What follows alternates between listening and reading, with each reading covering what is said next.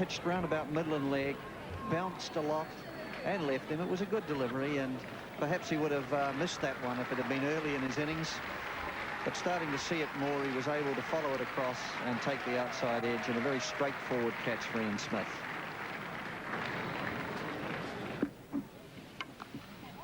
That's a powerful stroke. Nicely placed too by Gurusinghe, and that's a boundary as Larson straight outside the off stump.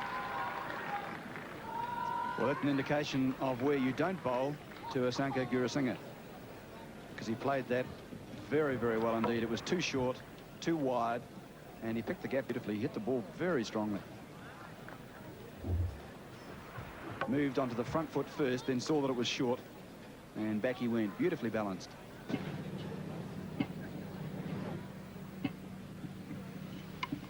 Well, he's got this one all right. He's got it very fine, and he'll get 4 runs for it. Certainly not out of the textbook, but effective enough. There's no first slip now, and Hashan picks up 4 runs off Larson.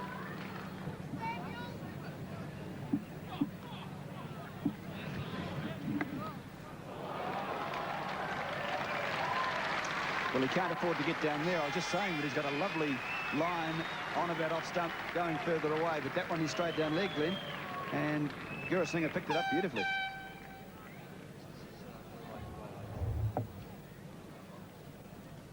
Now this is more like the way I bowled, actually.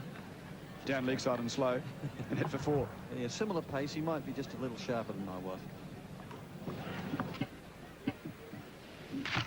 Oh. Delight for Gavin Larson.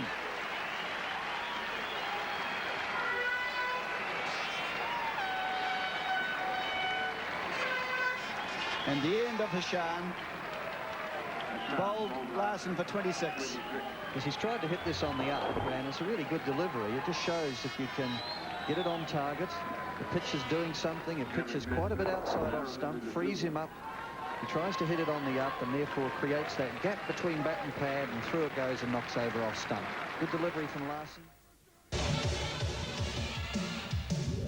If you've ever doubted that Mobil 1 is the world's finest engine oil, then have a look at these names like Hogan, Rudder, Paddy and Jed. Young Guns. They're young, they're raw, and they're fighting for their lives against the best. Young Guns. But they've got talent and guts. They'll play their hearts out, every man. Young Guns. They're our team. So come on, New Zealand, let's give the boys a hand. Young Guns. Young Guns.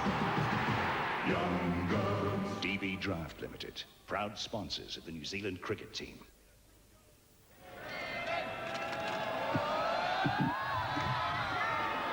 Well, that's a real swing and a heave from LeBroy.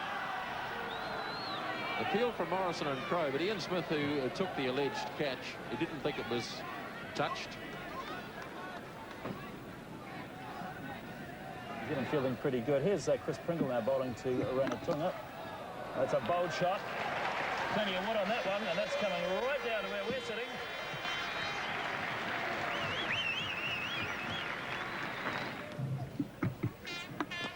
Well, that's pretty solid stuff too. Oh, that's a huge 6. Graham LeBroy. About 3 rows back into the new Harris stand.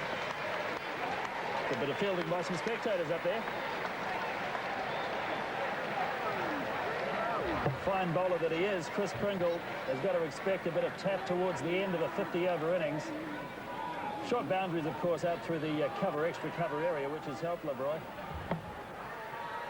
Got a bit of width, made width for himself, big swing of the arms. It's gone again, this time on the leg side. And well stopped, John Wright. LeBroy goes again, it's in the air, and Rutherford drops it. Not perhaps as easy as it looked. It was spinning its way down. And it went in and out again. High in the air.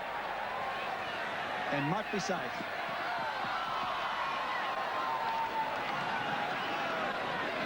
Placed it perfectly, really.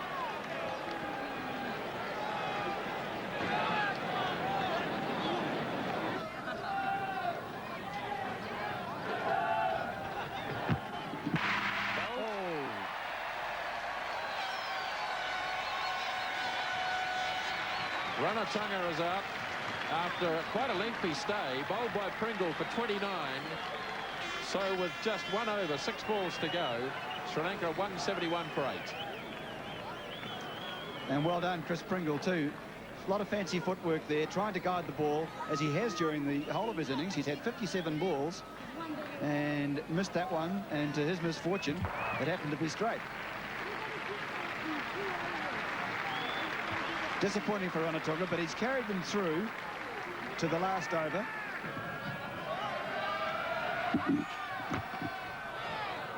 Yes, they take a single off the last ball, so indeed it will be 177. Sri Lanka finished their 50 overs at 177 for 8. And New Zealand will need to score 178 runs to win this Bank of New Zealand Cup match here at McLean Park in Napier. Here is the scoreboard. Sri Lanka got away to a very slow start, a good start by the New Zealand bowlers. And although those top order batsmen scored consistently, they didn't score all that quickly. And the bowlers have done a very good job indeed. You see, they're all very consistent in keeping the pressure on the Sri Lankan batsmen. They had some moisture in the pitch. They were able to do their job well, and they've conceded it very well. New Zealand's target to win in the afternoon part of this game, therefore 178. Highlights of their run chase in just a moment. 178 to win this afternoon. They lost early wickets with Reid out for 19 and Crowe out for 3. A good partnership then between John Wright and Andrew Jones. John Wright got through to 64. Here he is facing the leg spinner, Asoka De Silva.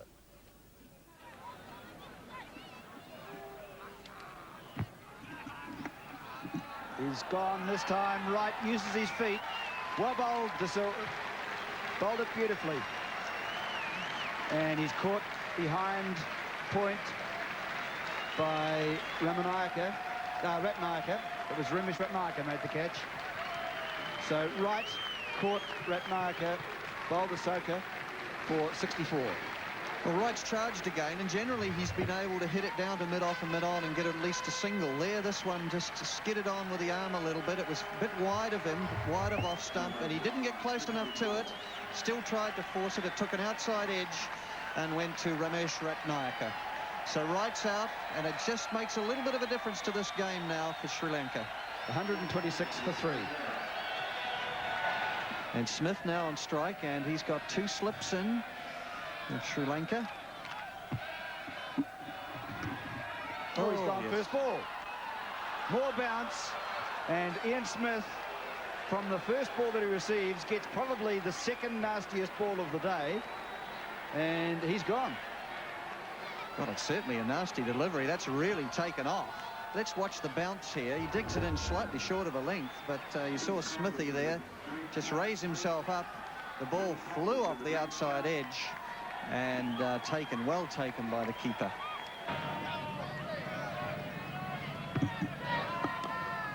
Oh, he's found the gap. It was in the air. The great batch manages to find that gap. A big chase for that very quick man, Jayasuriya. 2 runs to Great Batch. Well, Great Batch waited for the slower ball, clipped it into the covers, and Aravinda can't prevent the 2 runs taken. That was a better shot from Great Batch there. He checked it, got his foot across to it, and just leant on it through the covers for a very controlled 2. Quicker ball, hit well. Great Batch can give it away. He doesn't need to run. The crowd tells it. Didn't hit it as well as he'd like, but he hit it in the gap and he kept it on the ground, and it's 149 for 4. Yes, he'd be pleased with that one. Certainly got hold of it. And on the slow outfield, it still made it across the boundary comfortably.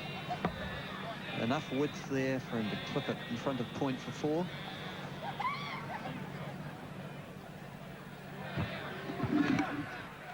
Down the leg side, a bat, and at the second grab, Hashan Tilakaratne made the catch. Asoka has his second wicket. He is 2 for 33 now, and when the wicket fell, it was 153 for 5. Oh, that's a big bold hit by Mark Greatbatch. Should net him a couple.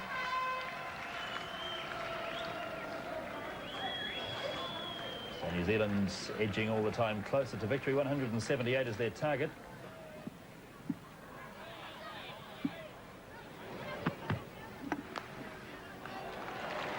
Good shot by Chris Harris. Has he got enough juice on to get to that boundary rope? It would appear not. Nobody fielding away down at long on. Napier with the big chase, and they ran 3.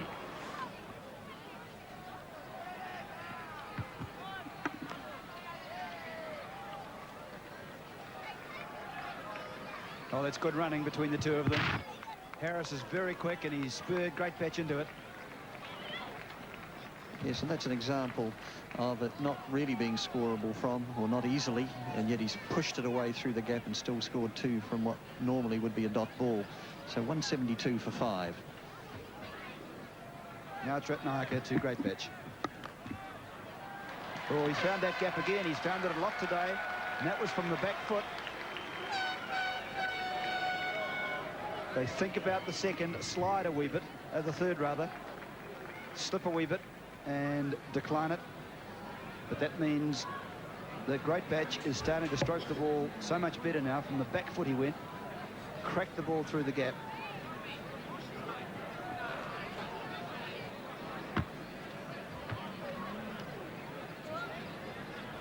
It's 174 as Great Patch goes through the gap again.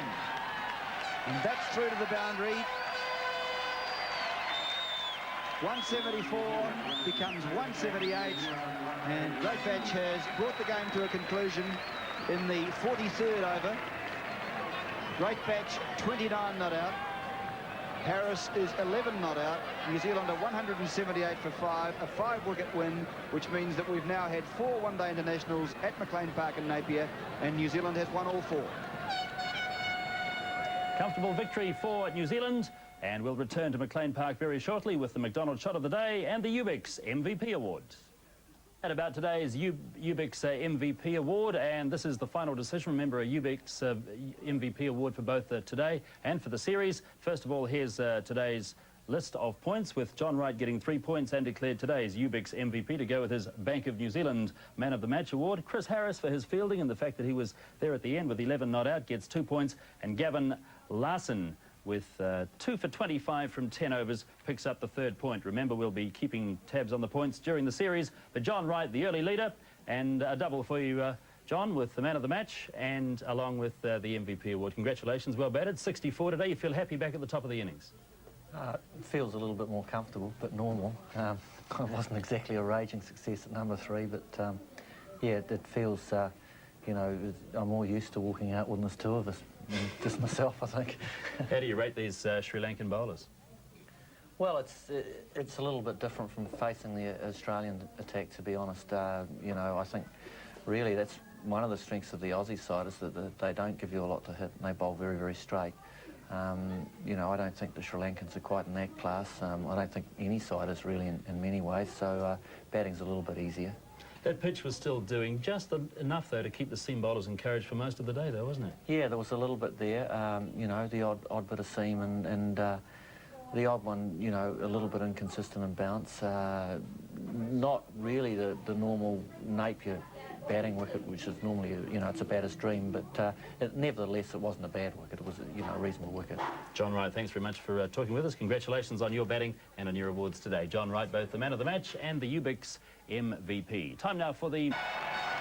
Given a bit of width by Ramanayaka.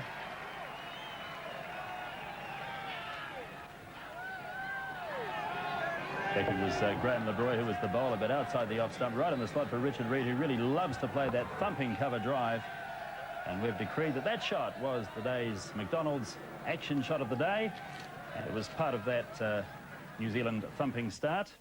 They made 46 together, John Wright and Richard Reid.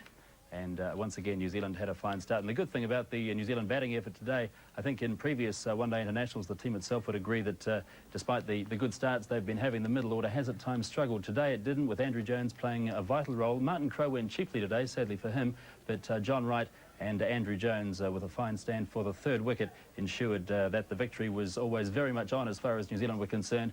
And even when John Wright and Ian Smith went in virtually quick succession, or did go in quick succession with Ian Smith out first ball today, New Zealand was still cruising to victory with Mark Greatbatch and Chris Harris there at the end. So New Zealand are the winners of this first Bank of New Zealand Cup match here at McLean Park in Napier today. And now we go to Auckland for the second match of the series. It starts at Eden Park at 10 o'clock, and if you'd like to go to the game on Auckland's anniversary day, then you can get tickets at Eden Park from 8 o'clock on Monday morning. It is, of course, a public holiday, so tickets unavailable from the normal outlets, the Bank of New Zealand branches, but you can get tickets at Eden Park from 8 o'clock. Our coverage begins on One World of Sport at 10 minutes to 10. We look forward to your company at that time. From Napier, good night.